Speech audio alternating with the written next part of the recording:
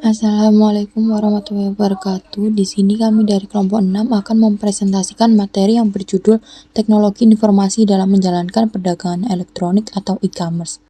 Untuk anggota kelompok kami, yang pertama ada Eriza dengan NPM 065, ada Dewi Sinta NPM 081, Maizura Rahma NPM 093, Farania Dwi NPM 173, Faris NPM 216, dan Zurotu Naima NPM 235.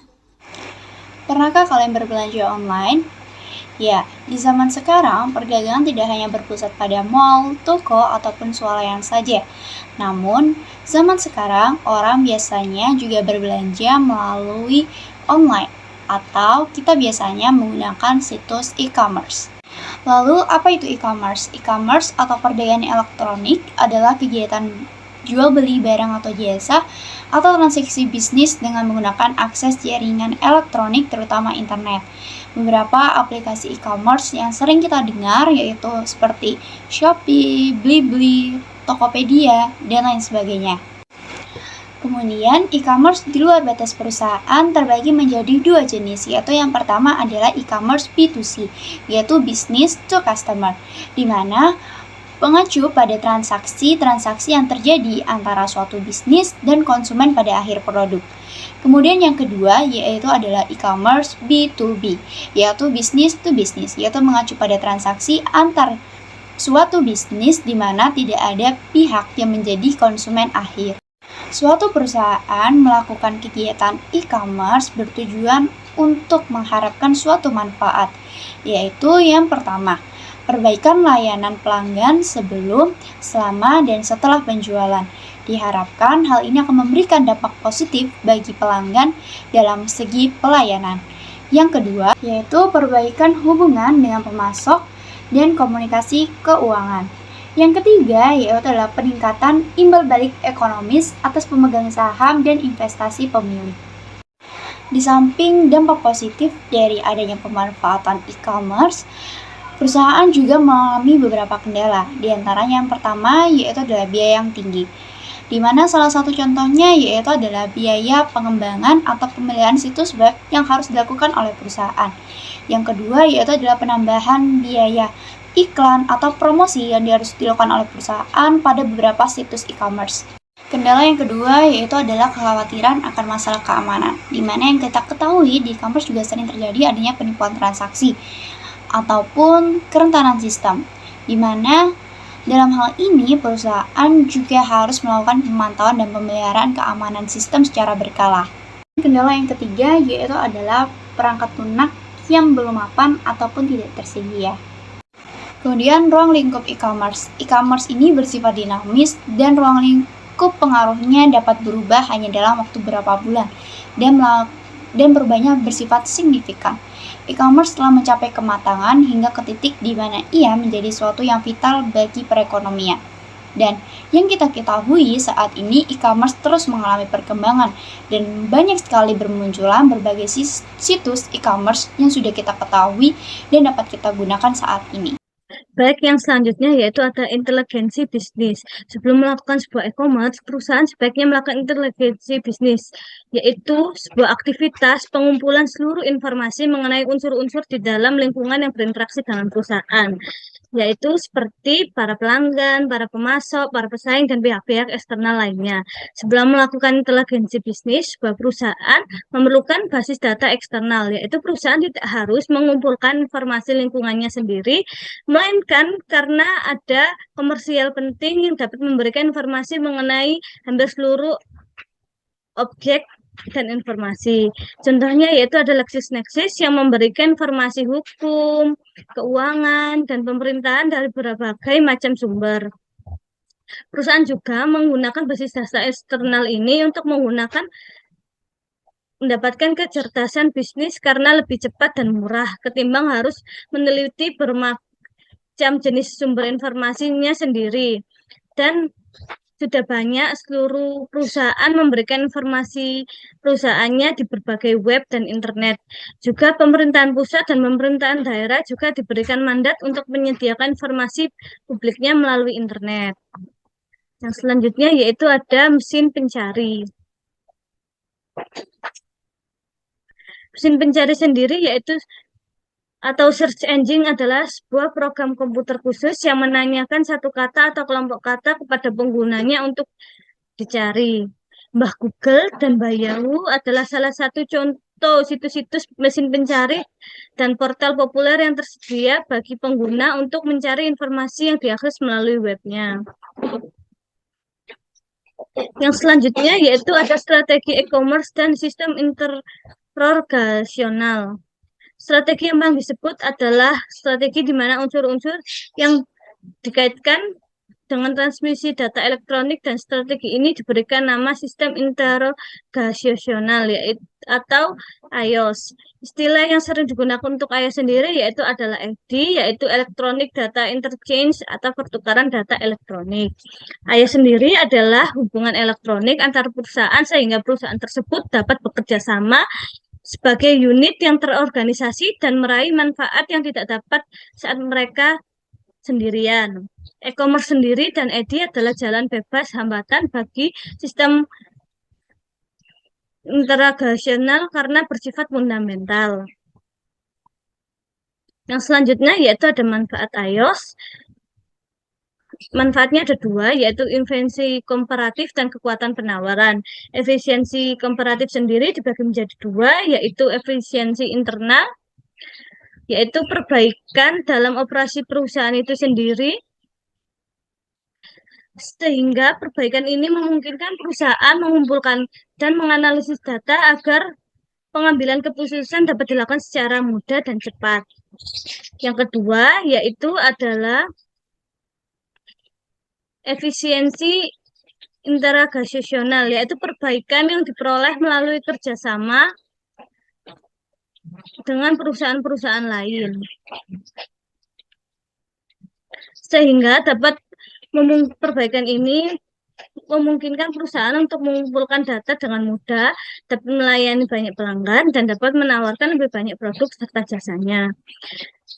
Untuk kekuatan penawaran dibagi menjadi tiga manfaatnya, yaitu yang pertama ada fitur-fitur produk yang unik, yaitu fitur iOS sendiri dapat meningkatkan perusahaan dalam menawarkan pelayanan dengan penempatan pesanan yang lebih baik dan mudah, serta pengiriman dan waktu responnya lebih cepat. Yang kedua yaitu menurunkan biaya-biaya yang berhubungan dengan penelitian. iOS sendiri memberikan manfaat kepada perusahaan dapat menurunkan biaya belanja yang ditanggung oleh pelanggan dalam mencari pemasok, mengidentifikasi produk alternatif, dan mendapatkan harga yang lebih murah. Yang ketiga yaitu meningkatkan biaya perpindahan. iOS memberikan para pelanggan sumber daya informasi seperti peranti lunak dan keras, serta saluran komunikasi data yang akan diganti jika pelanggan membeli produk dari perusahaan lain. Ada juga penambahan persediaan oleh vendor, yaitu adalah salah satu jenis iOS khusus, di mana pelanggan memberikan cukup kepercayaan kepada pemasok untuk mengizinkan mengakses persediaan komputer yang dimilikinya. Untuk materi selanjutnya akan dijelaskan oleh teman saya. Sekian, terima kasih. Baik, untuk materi yang berikutnya adalah Electronic Data Interchange atau pertukaran data elektronik. Pertukaran data elektronik merupakan proses transfer data yang terstruktur dalam format standar yang disetujui dari satu sistem komputer ke sistem komputer lainnya dalam bentuk elektronik. EDI ini merupakan teknologi yang dapat memfasilitasi sebagian besar perdagangan bisnis to bisnis atau memudahkan proses pertukaran data transaksi yang berulang antar perusahaan. Nah, dalam penggunaannya, EDI bergantung pada pengembangan format standar untuk dokumen bisnis seperti faktur, pesanan pembelian, dan surat tanda terima. Transmisi data secara elektronik dalam EDI dilakukan dengan adanya persetujuan antara pelaku-pelaku bisnis yang terkait. Selanjutnya ada extranet. Extranet merupakan jaringan pribadi yang menggunakan protokol internet dan sistem telekomunikasi publik untuk membagi sebagian informasi bisnis atau operasinya secara aman kepada supplier, vendor, partner, dan pelanggan yang telah dipercaya. Keamanan dan privasi dalam extranet dilindungi dengan firewall. Firewall hanya akan mengizinkan pengguna yang terotorisasi untuk dapat mengakses informasi perusahaan. Extranet memungkinkan jenis pertukaran data yang sama dengan EDI, namun dengan penerapan protokol yang lebih umum dan jaringan komunikasi internet sehingga perusahaan tidak perlu mengganti perangkat lunak maupun perangkat keras komunikasinya. Dengan hal itu, biaya yang dikeluarkan oleh perusahaan akan lebih rendah.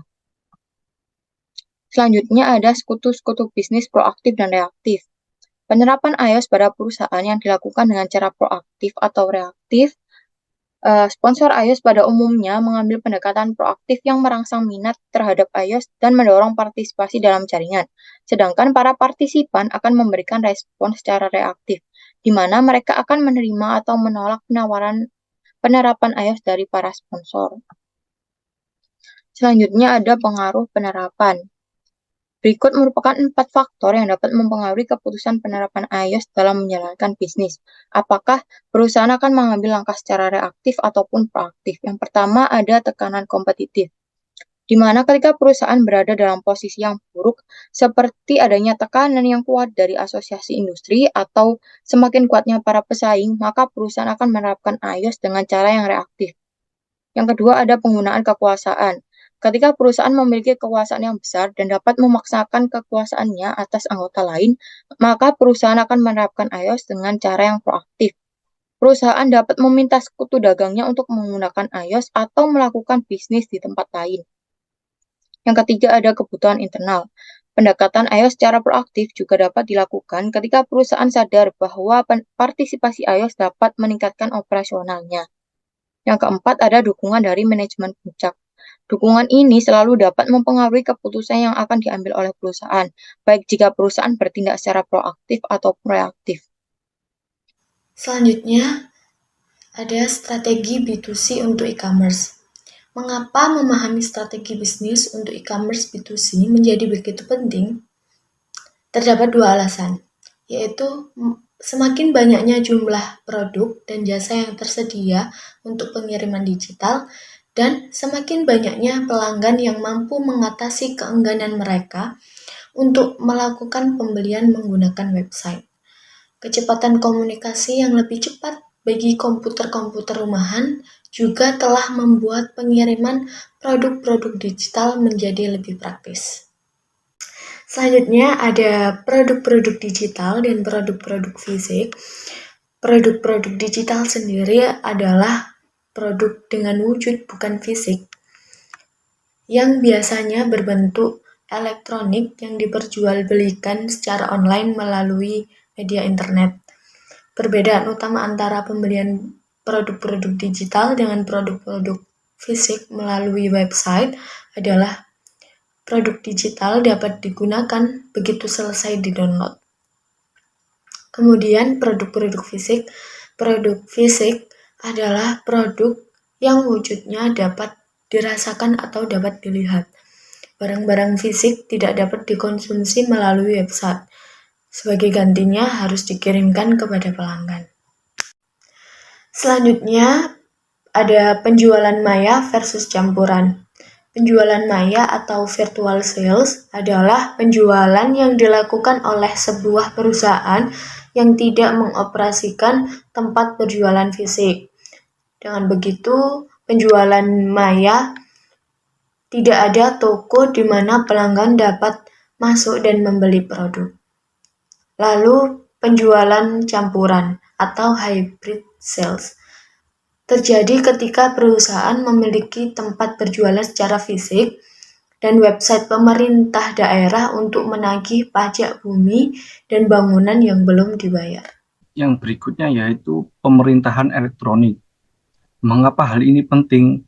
Pada umumnya hanya sedikit orang yang memahami sertifikat pajak, sehingga pelanggannya akan memberikan pendapatan yang sedikit bagi pemerintah daerah. E-commerce dapat memberikan keuntungan bagi pemerintah, sama halnya seperti organisasi publik dan swasta. Langkah e-commerce berikutnya, perdagangan bergerak.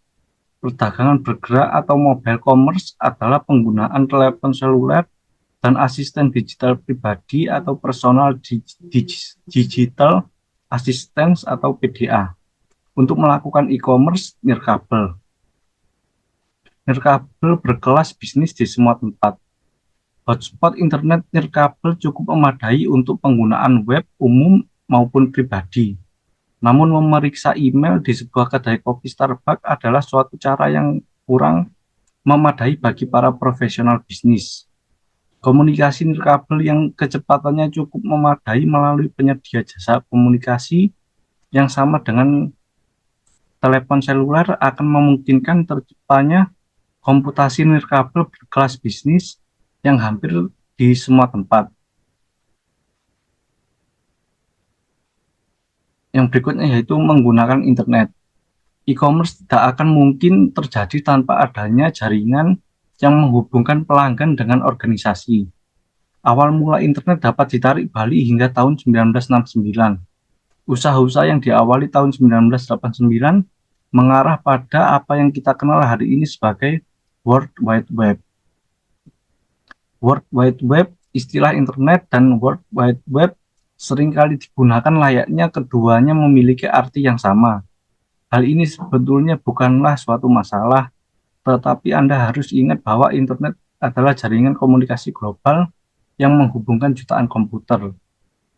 World Wide Web adalah kumpulan komputer yang bertindak sebagai server isi yang menyimpan dokumen yang diformat sekaligus juga dibuatnya link dengan dokumen lain yang ada di dalam web. Untuk slide selanjutnya akan dijelaskan oleh rekan saya.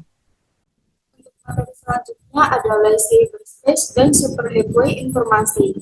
Cyberspace itu sendiri adalah lingkungan di mana pengguna komputer dan orang lain yang berkomunikasi secara elektronik bertemu. Bentuk lingkungan dunia maya terbesar, menampung banyak sublingkungan di dalamnya. Cyberspace mengacu pada dunia komputer virtual dan lebih khusus lagi media elektronik yang digunakan untuk memfasilitasi komunikasi online. Adapun contoh dari cyberspace itu sendiri adalah web atau disebut juga dengan web, newsgroup, Usenet, dan Internet Relay Chat atau IRC. Kemudian superhighway informasi itu sendiri adalah jaringan data elektronik yang dihasilkan oleh teknologi komunikasi canggih yang menghasilkan berbagai bentuk informasi dari seluruh pelosok dunia dan bisa diakses dengan menggunakan video dan komputer.